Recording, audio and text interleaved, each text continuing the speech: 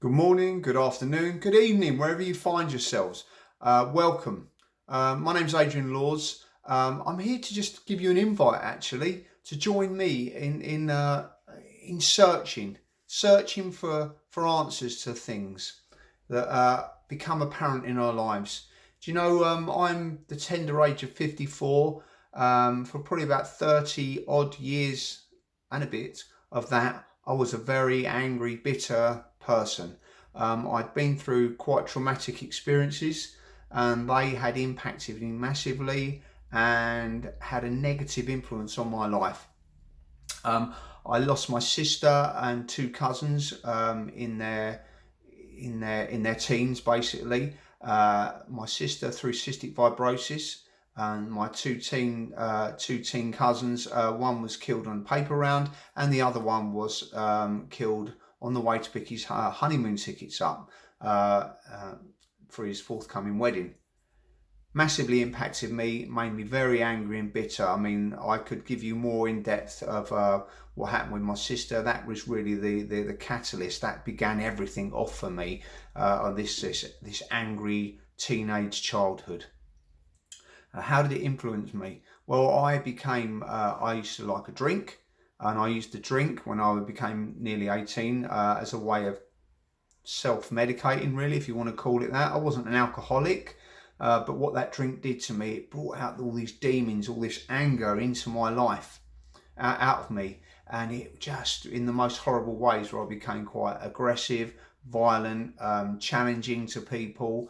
They're a great bunch of guys, actually. I still know many of them and still in contact with many of them. But I hang out with a group of guys, and we got quite a reputation for getting in trouble, into scrapes, often when alcohol was involved. That was how it transpired. I was finished work hanging out with those guys, and got into the security industry.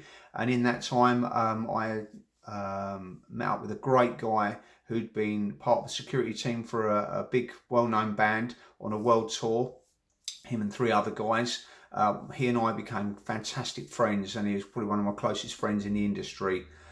Sadly, the group broke up, and he was kind of found himself looking for work. And it was at the time of the Second Iraq War. He went off to the Second Iraq War as a private security contractor.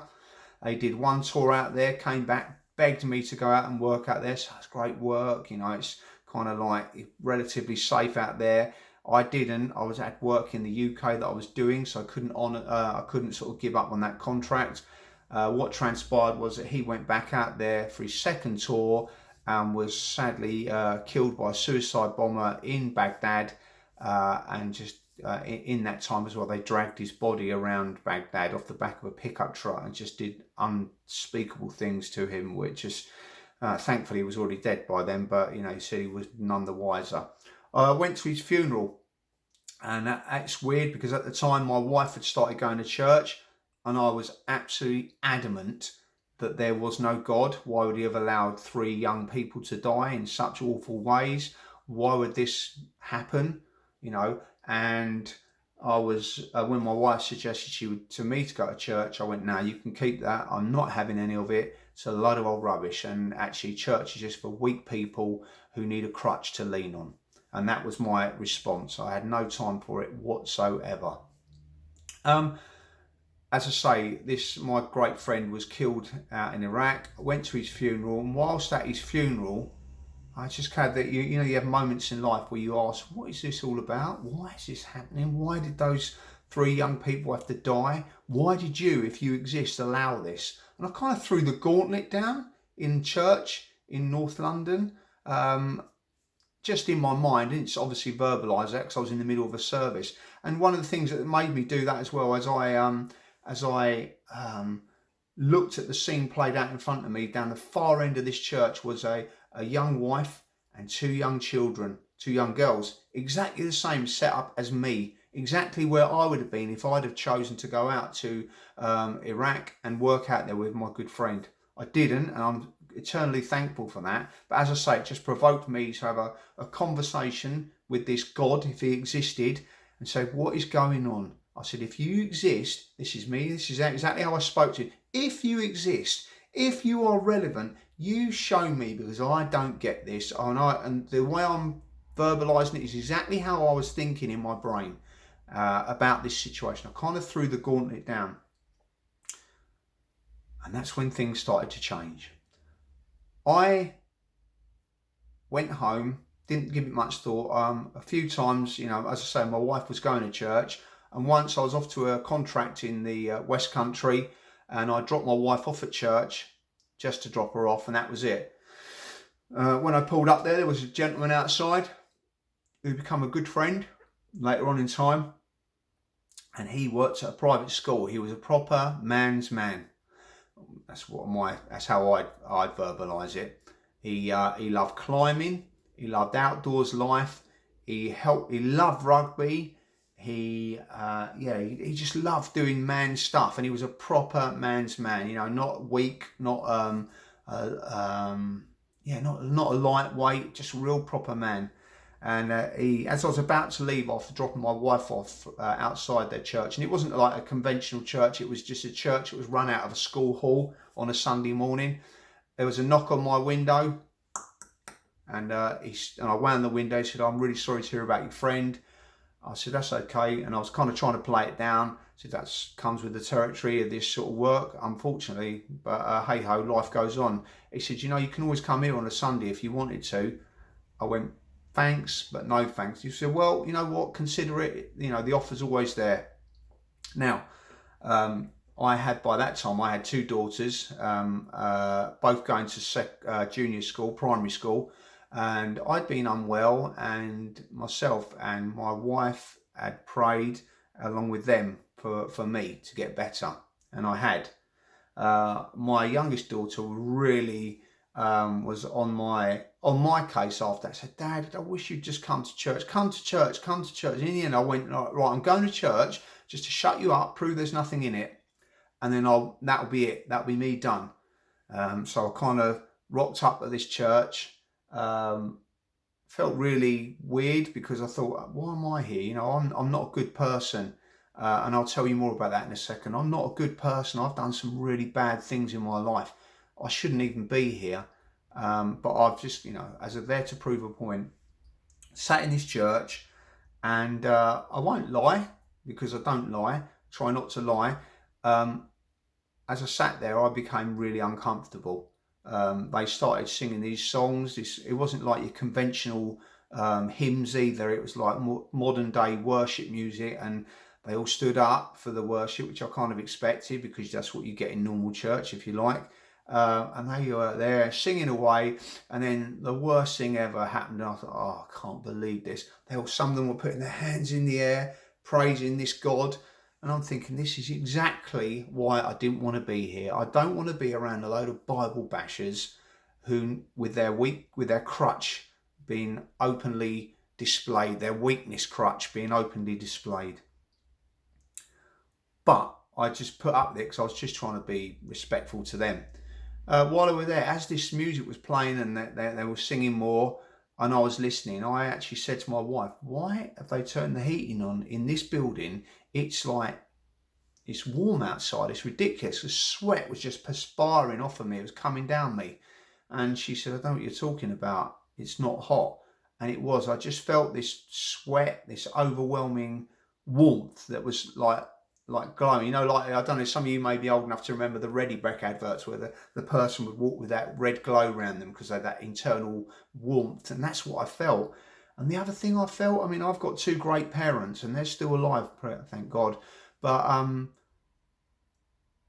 the thing I felt in that room at that time, and I at first didn't admit it, I felt almost like someone had thrown a blanket around me, but that blanket was kind of love. And it's something I hadn't felt for many, many years since the death of my sister. I felt a love and a comfort that I had never felt for a long, long time. And that's nothing against my parents or my wife, but I just felt a comfort. And I felt, actually, there might be something in this, but I didn't admit it then. I just kind of left at the end of the service, so that was really nice. And that was it. But what I then decided was I would go back a few more times just to test the water. And the more I went back, the more I felt connected into this into this God. I felt I found myself. I felt I found some reasoning. And what I did also as well, because I thought I don't want to do this blindly. I need to have more evidence. So I read a couple of books as well, because I love my books. I love rugby, and I read the incredible book of Jason Robertson's life. And in that book, there was a defining moment for him where he was kind of like, he looked to the world like he had life sorted. He looked to the world like he had money, he had the fame, had all the trappings that come with it, the nice car, the nice house. Actually, he was really, really lost. And he was actually contemplating suicide because his life was a mess. It was a mess. He had a child that had been born to his girlfriend. They'd split up, and he just felt like life wasn't worth carrying on with. And he famously was in the treatment room on a Monday after their weekend's rugby league, because he was a rugby league player at the time. And sitting next to him or laying next to him on another treatment table was this huge Fijian rugby player, massive guy. And Robertson went around to him and said, "Man," he goes, you seem so calm, you seem so collected. You never seem flustered or upset or worried about anything. He said, "What is your secret? How do you stay so relaxed and chilled, even when the hardest times are coming on and that?" And this guy just turned around and he pulled out a Bible. He said, "I've got God, Jason, I've got God in my life." And he said, "Why don't you give it a try? It might just be the thing that helps you or saves you." And Jason Robertson went away that day, and he contacted his ex-girlfriend and said, "Listen, I'm thinking about this. I know you do attend a church. Would I be able to come along?" He went along, and it was just like they ran it out of a house. It was a very small meeting of people. And whilst there, he said he felt, I kind of did, it was like almost like I felt this love, this warmth, this feeling of belonging to something. And it was at that point that Jason Robertson gave his life to Christ. He surrendered his life and realised that he had to change. And I was feeling exactly the same, but I still needed more evidence. And I ended up reading about another 3 or 4 books that really convinced me. One was called Run Baby Run, which is about a hardcore kid who lived on the streets in New York. He was Puerto Rican, and he'd been involved in beatings, in drugs, in murders and things like that. And then the other story was the other side of the coin, which was the Crossing the Switchblade, which is about a pastor who didn't live in New York but felt God say to him, "Go to New York and preach to the kids on the streets who are involved in gang violence and things like that." And David Wilkerson, who's the pastor, ended up speaking to Nicky Cruz, who was one of the gang leaders, who's the guy, the Puerto Rican guy. And Nicky Cruz came to faith. He gave up all his the drugs, the drink. He gave up the violence. He gave up guns. That was it. He gave it up and changed his life massively. And I read that and I thought, wow, if that guy can change, what's to stop me? If Jason Robertson can change and find some peace in his life, what's to stop me? Then I read another book called Chasing the Dragon. It was about a young English girl called Jackie Pullinger, who felt called to go to Hong Kong back in the end of the 50s, 60s.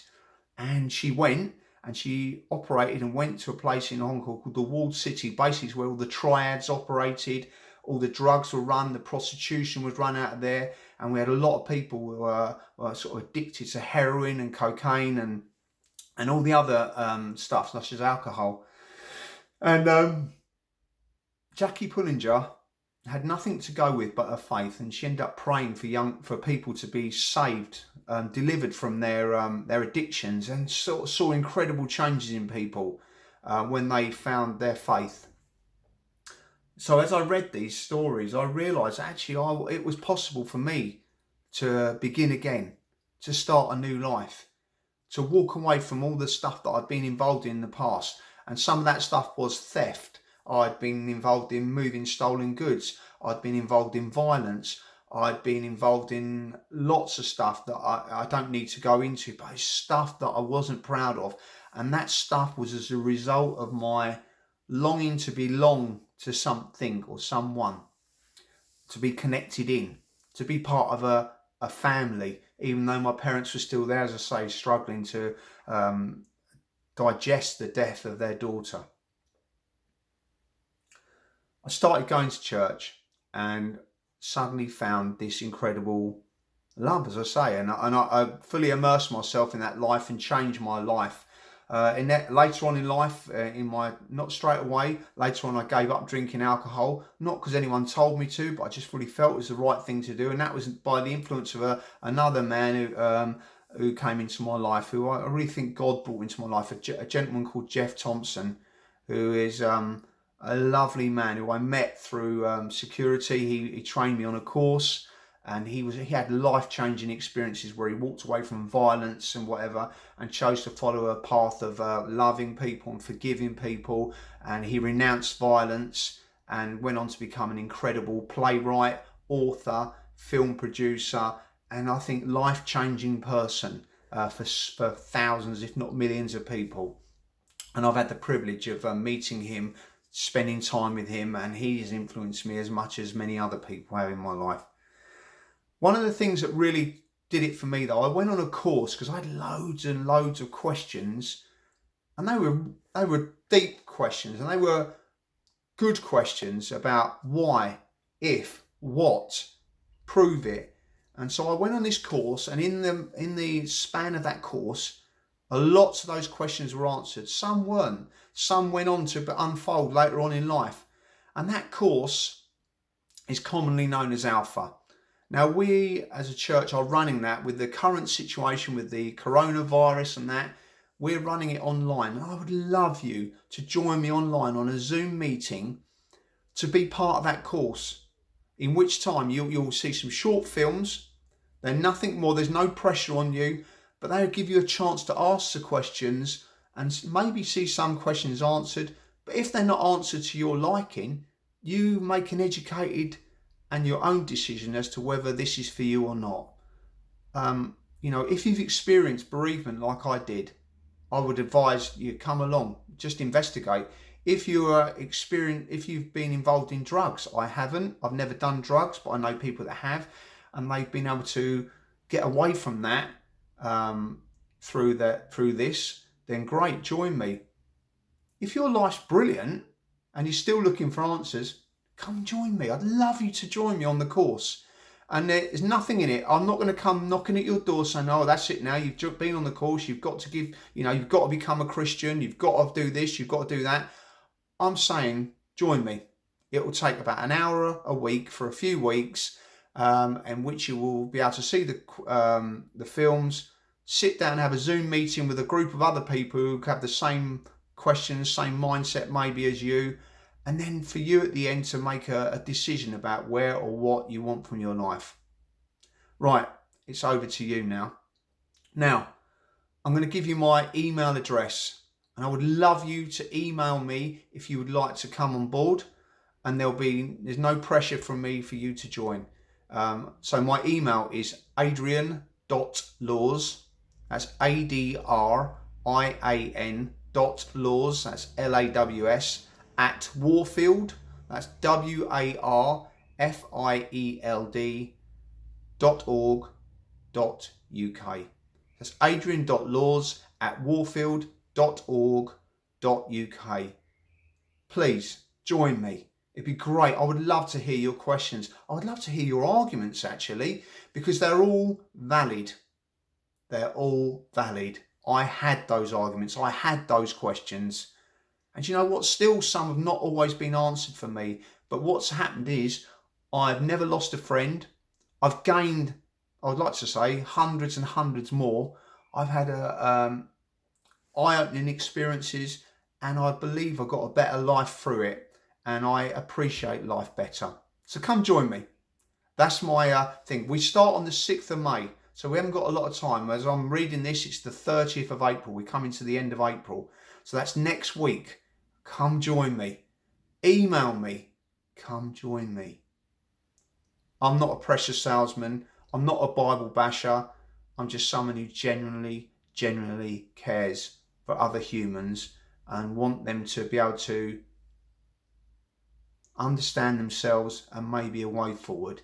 If not, if you don't want to, that's your decision. We all get choices in life. Thanks for listening to me. I hope this helps you. This is only a glimpse of what's gone on in my life. I'd love to share more if you'd like to know more. Take care. Bye-bye.